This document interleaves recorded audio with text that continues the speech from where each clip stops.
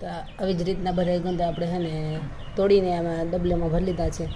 મેં પ્લાસ્ટિકનું બનીને ઉપયોગ, તમે કાચનું બન્યું હોય તો વધારે સારો એમાં ઉપયોગ કરી શકો. હવે આપણે એમાં નાખીશું 1 ચમચી હળદર અને 1 ચમચી મીઠું. મેં 250 ગ્રામ જ ગુંદા લીધા છે. તમે જાજુ ક્વોન્ટિટી હોય તો જાજુ તમે લઈ શકો છો.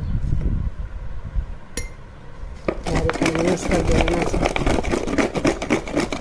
હળદર ને મીઠું આ રીતના કોટિંગ થઈ જાય રીતે.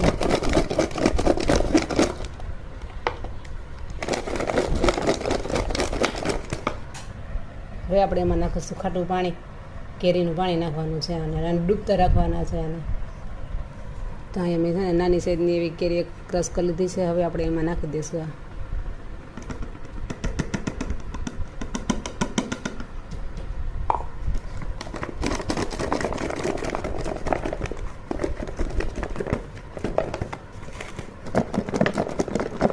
આ રીતના ગુંદા બધા કોટિંગ થઈ ગયા છે, તમે જોઈ શકો છો.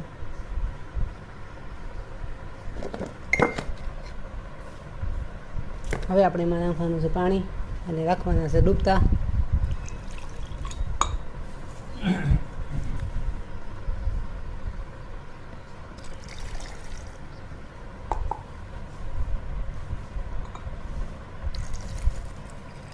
આ રીતના એને ડૂબતા રાખવાના છે.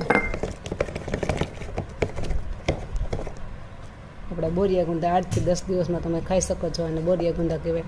જો આપણે આ પહેલી વાર અથાણું બનાવીએ છીએ, જો સારું બનશે તો આવતી વર્ષે જાજુ બનાવશું, તમે જોઈ શકો છો.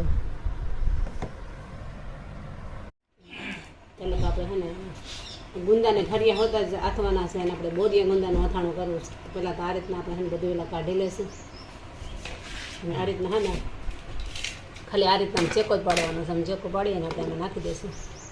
ઠરિયો કાઢવાનો નથી આપણે.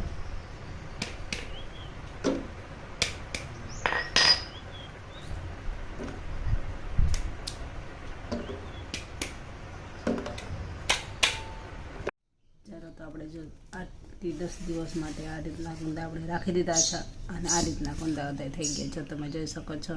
એકદમ આપણે આથા હતા ત્યારે ગ્રીન કલર હતો અને અત્યારે તો થોડોક ડાર્ક કલરમાં થઈ ગયો છે.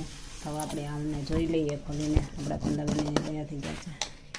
તો આ રીતના આપણે જો ગુંદા બધા મસ્ત મજાના તૈયાર થઈ ગયા છે અને આ રીતના તમે એને ઠરિયો આ રીતના નીકળી જાય, જો ચિકાસ બધી ઠરિયામાં ચોંટી જાય અને આ રીતના તમે કાઢી અને આ રીતના તમે ગુંદાને ખાઈ શકો છો.